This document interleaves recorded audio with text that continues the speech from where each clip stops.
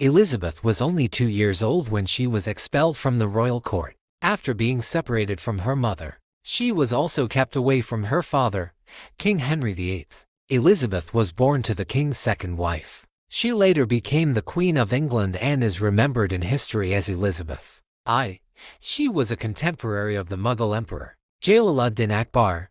Under her wisdom and political acumen, Britain achieved great prosperity. Literature and the arts flourished. But, unlike the Mughal Emperor, Britain also established trading companies in India and other Eastern countries during her reign, eventually leading to British rule there. Elizabeth I passed away in 1603. At that time, the rulers of Bengal, Bihar, and Odisha were independent. However, after their defeat in 1757, the British East India Company firmly established its presence. The Battle of Plassey paved the way for British dominance, and the killing of the Nawab of Bengal, Siraj ud-Dowlah, became a major reason for the company's rise. Initially, Elizabeth I had granted the East India Company only a 15-year trade license, but over time, the company kept extending its tenure with the approval of the British Crown. Eventually, the company became a tool for British imperial expansion in the Indian subcontinent. Karl Marx,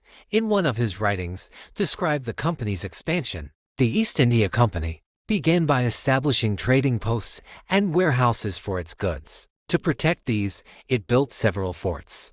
Although as early as 1689, the company had envisioned acquiring territorial control and deriving revenue from Indian lands. By 1744, it still only possessed minor territories near Bombay and Calcutta. However, after the Carnatic Wars, the situation changed dramatically, and the company became the de facto ruler of that region. The Battle of Plassey and Clive's victories yielded even greater rewards, leading to the actual control of Bengal, Bihar, and Odisha. Although Elizabeth I did not live to see British rule over India, she remained a highly respected monarch even after her death. It was her trade charter and political foresight that eventually led to British control over India. King Henry VIII's second wife faced the king's displeasure after giving birth to a daughter in September 1533, as he had wished for a male heir. As a result, he accused her of various crimes and had her executed. 2-year-old Elizabeth was expelled from the royal court. It was Henry's sixth wife who later raised Elizabeth, and the renowned scholar Roger Ascham was appointed as her tutor. He not only educated her but also trained her in the intricacies of governance. At the age of 14, Elizabeth lost her father, Henry VIII.